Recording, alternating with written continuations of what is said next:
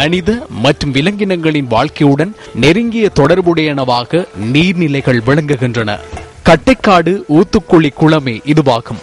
நீண்ட காலமாக புனரமைக்கப்படாதிருந்த கட்டைக்காடு ஊத்துக்குழி குளத்தின் புனரமைப்பு நடவடிக்கைகள் ஆரம்பிக்கப்பட்டுள்ளதால் பிரதேச மக்கள் விரைவில் பயனடைவார்கள் என்பது அங்குள்ள அனைவரதும் எதிர்பார்ப்பாக உள்ளது. குளம் ஆழமாக்கப்படுவதுடன் அதனை சுத்தப்படுத்தும் நடவடிக்கைகளும் முன்னெடுக்கப்பட்டு வருகின்றன.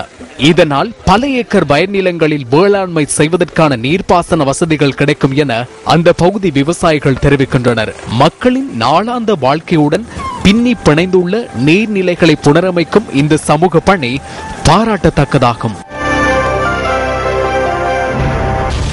20 மைக்ரோனுக்கு குறைவான பொலித்தீன் உற்பத்தி செய்யப்பட்டு விற்பனை செய்யப்படுவதுடன் அவை பயன்படுத்தப்படுகின்றன.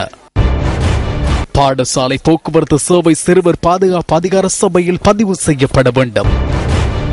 மஞ்சள் பாதசாரி கடவையினூடாக பாதையை கடக்காத பாதசாரிகளுக்கு எதிராக சட்ட நடவடிக்கை.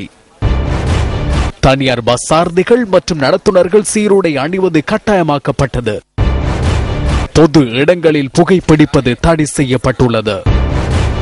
விதிக்கப்படும் சட்டங்கள் நடைமுறைப்படுத்தப்பட்டுள்ளனவா?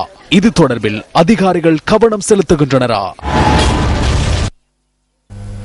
எப்போதும் தேர்தல் ஒன்றில் பங்கேற்காத சிலர் அங்கத்துவம் வகிக்கும் ஐக்கிய தேசிய கட்சியின் செயற்குழு மேற்கொள்ளும் தீர்மானங்கள் தொடர்பில் எவ்வித நம்பிக்கையும் இல்லை என முன்னாள் அமைச்சர் டாக்டர் ரஞ்சித் அத்தப்பத்து தெரிவிக்கின்றார். இவ்வாறானவர்கள் மேற்கொள்ளும் தீர்மானங்களின் ஊடாக கட்சியை வெற்றி பெறச் செய்வதென்பது வெறும் கனவு எனவும் அவர் சுட்டிக்காட்டுகின்றார்.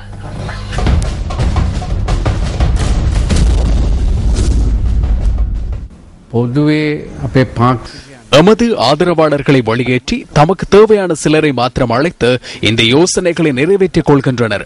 செயற்குழு அந்த யோசனையை ஏற்றுக்கொண்டாலும் அதில் பயனில்லை. செயற்குழுவில் உள்ளவர்கள் யார் என்பது அந்த கடவுளுக்கே தெரியும். நான் அறிந்தவரையில் ஒருபோதும் தேர்தலில் போட்டியிடாத அல்லது தேர்தல் ஒன்றுக்காக செயற்படாதவர்களே அதில் உள்ளனர். அதனால் செயற்குழு மேற்கொள்ளும் தீர்மானங்கள் தொடர்பில் எமக்கு எந்தவித நம்பிக்கையும் இல்லை. இன்று கிராம மக்களிடம் அந்த நம்பிக்கை அற்றுப்போய் உள்ளது. எனினும் முன்னாள் அமைச்சர்கள் என்ற ரீதியில் எம்மை போன்றவர்களுக்கும் அழைப்பு விடுக்காமல் இவ்வாறு செயற்படுவதனால் கட்சிக்கு பாரியதொரு துரதிர்ஷ்டத்தை தலைவர் ஏற்படுத்த விளைகிறார். இது தொடர்பாக தேர்தலில் வெற்றி பெறுவது என்பது வெறும் கனவாக மாறிவிடும். மட்டுப்படுத்தப்பட்ட குழு ஒன்றை தெரிவு செய்வது என்பது ஜனநாயகத்திற்கு எதிரானதாகும். எமது அமைப்பாளர்களை கட்சி ஆதரவாளர்களை தெரிவு செய்து அவர்கள் யோசனைகளை முன்வைப்பதே கடமையாகிறது. தீர்மானங்களை மேற்கொள்ளும் போது அவர்கள் நேரடியாக தீர்மானங்களை மேற்கொள்வார்கள். அதற்கு அமைய தலைவரால் செயற்பட நேரிடும். ஆதலால் இந்த சம்மேளனத்தை நடத்தும் முறைமை சரியானது என நான் நினைக்கவில்லை. செலவினை ஈடு செய்வதற்கான வருமானத்தினை ஈட்டிக் கொள்ள முடியாத நிலை ஏற்பட்டுள்ளது. இந்த நெருக்கடியினை சுமூகப்படுத்தும் நோக்கில் வேறு எதனையும் மேற்கொள்ள முடியாது. நீதிக்கும் அநீதிக்கும் இடையில் மோதல் ஒன்று உள்ளது. இவை தொடர்பில் கதைக்கும் போது பாராளுமன்றத்தின் மறுபுறத்தில் உள்ளவர்கள் மௌனித்துள்ளனர். இது தொடர்பில் பேசுவதற்கு மற்றும் ஒரு வழிமுறை உள்ளது. அதுவே ஊடகம். எனினும் இன்று ஊடகங்கள் என்ன செய்கின்றன? ஜனாதிபதியினால் வழங்கப்பட்ட மடிக்கண்ணணைகளில் பயன்பெறுபவர்களாக அவர்கள் மாறியுள்ளனர். அரசாங்கத்திடமிருந்து கிடைக்கும் அனைத்து வரப்பிரசாதங்களையும் அனுபவித்து அரசாங்கத்தினால் 500 லட்சம் ரூபாய் செலவில் தனது அலுவலகத்தை புதுப்பித்துக் கொண்டுள்ளார். அது மாத்திரமின்றி தனக்கு அதுவரை இருப்பதற்கு 2 லட்சம் ரூபாய் செலவிட்டு வாடகை கட்டடத்திற்கான பணத்தை பெற்று அரசாங்கத்தினால் பெற்றுக்கொள்ளக்கூடிய சம்பளம் உள்ளிட்ட அனைத்து சலுகைகளையும் அனுபவித்து அரசாங்கத்தின் தேவைக்கேற்ப செயற்படுகின்ற எதிர்க்கட்சி தலைவர் ரணில் விக்ரமசிங்கவுக்கு நாம் ஒரு விடயத்தை கூற வேண்டும். வரலாற்றில் இருந்து ஊடகவியலாளர்கள் தமது கடமையை செய்து வருகின்றனர். எதிர்க்கட்சி தலைவருக்கு இந்த நாட்டு ஊடகவியலாளர்களை விமர்சிப்பதற்கு எந்தவித நட்பண்புகளும் இல்லை. ஊடகவியலாளர்கள் உரிய முறையில் செயற்படுகின்றனர். ஆனால் இந்த நாட்டு எதிர்க்கட்சி தலைவரின் கடமைகள் உரியவாறு இடம்பெறுவதில்லை. அவருக்கு இந்த பதவியில் இருந்து விலகி வெளியேற வேண்டிய காலம் வந்துள்ளது. இந்த கட்சியையும் நாட்டையும் அழிவுக்குட்படுத்தாது கட்சியிலிருந்து வெளியேறி வீட்டுக்கு செல்லுமாறு நாம் கௌரவமான முறையில் தெரிவித்துக் கொள்கின்றோம்.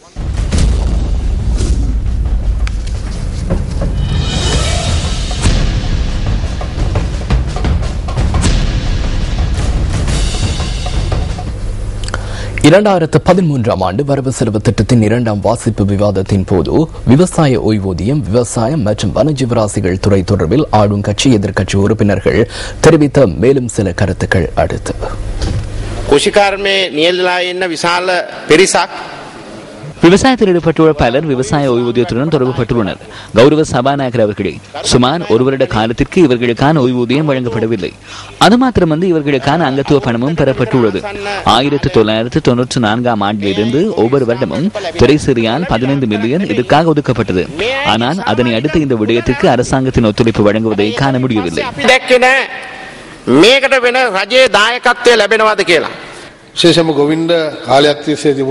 கடந்த சில காலமாக விவசாயிகளுக்கு இருந்த பிரச்சனைகளுக்கான தீர்வு இதன் மூலம் வழங்கப்பட்டுள்ளது.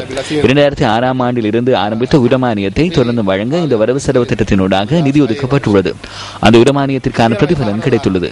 அது மானியமல்ல, விவசாயத்துக்கான முதலீடு என அந்த ஜனாதிபதி கூறினார். உண்மையில் இன்று அது விவசாயத்திற்கான முதலீடாகியுள்ளது.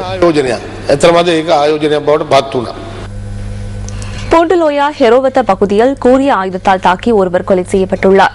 இதில் காயமடைந்த பெண் ஒருவர் கம்பளி வைத்தியசாலையில் அனுமதிக்கப்பட்டுள்ளதாக போலீசார் கூறினர். இதேவேளை நாட்டின் சில பகுதிகளில் இன்று கொலை சம்பவங்கள் பதிவாகின.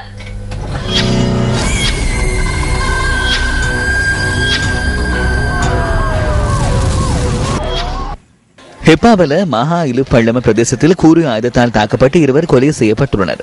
ஒருவர் சம்பவ இடத்தில் உயிரிழந்துள்ளதுடன் மற்றவர் அனுராதபுரம் போதனா வைத்தியசாலையில் அனுமதிக்கப்பட்டதன் பின்னர் உயிரிழந்துள்ளதாக போலீசார் கூறினர். இவர்கள் நேற்றிரவு வயலுக்கு நீர் இறைப்பதற்கு சென்றிருந்த போது இனம் தெரியாதவர்களால் தாக்கப்பட்டுள்ளதாக போலீசார் குறிப்பிட்டனர். இதேவேளை மகவ நாகுல்லாகம அம்பலேகுடவில் இன்று பிற்பகல் ஒருவர் வெட்டி கொலை செய்யப்பட்டுள்ளார். குறித்த நபர் வைத்தியசாலைக்கு கொண்டு செல்லப்படும் போது உயிரிழந்துள்ளதாக ஒரு பிராந்திய செய்தியாளர் கூறினார். சம்பவத்துடன் தொடர்புடையதாக கருதப்படும் சந்தேக நபர் ஒருவர் ஆயுதத்துடன் போலீஸ் நிலையத்தில் சரணடைந்துள்ளார்.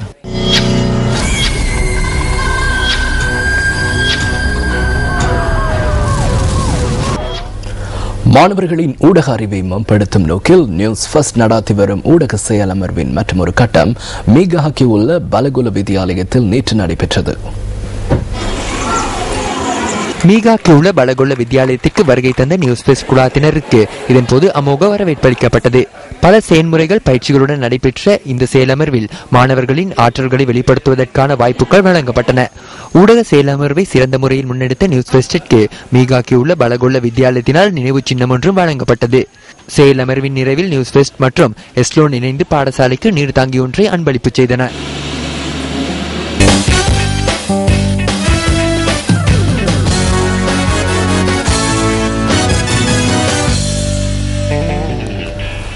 இலங்கை கிரிக்கெட் யாப்பில் மாற்றம் மேற்கொள்வதற்கு இன்னும் தீர்மானிக்கவில்லை என அதன் பிரதம நிறைவேற்ற அதிகாரி அஜித் ஜாசேகர தெரிவிக்கின்றார். இலங்கை கிரிக்கெட் நிறைவேற்றுக் குழு கூடி அது தொடர்பில் தீர்மானிக்க உள்ளதாக அவர் குறிப்பிட்டார்.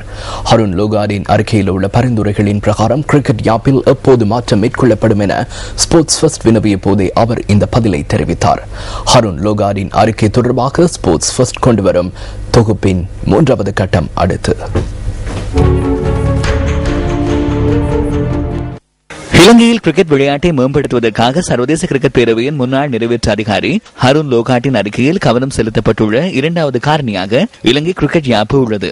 அவ்வாறே இலங்கை கிரிக்கெட் நிர்வாகமும் காலம் கடந்த ஒன்றாக விளங்குவதாக அந்த அறிக்கையில் தெரிவிக்கப்பட்டுள்ளது.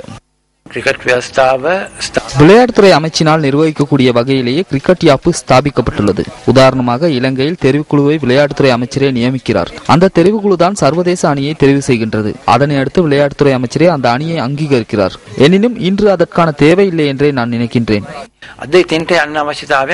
இதேவேளை இலங்கை கிரிக்கெட் நிறுவனத்தின் உள்ளூர் மற்றும் வெளியூர் அங்கத்தவர்களுக்கான ஒழுக்கக்கோவையும் விதிமுறைகளும் அறிமுகப்படுத்தப்பட வேண்டும் என ஹருண் லோகாட் தனது அறிக்கையில் பரிந்துரை செய்துள்ளார்.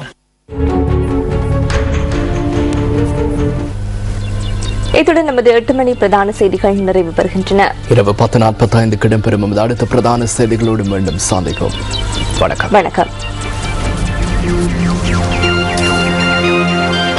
Hotline 0114-896-896 www.newsfirst.lk. Feedback at newsfirst.lk.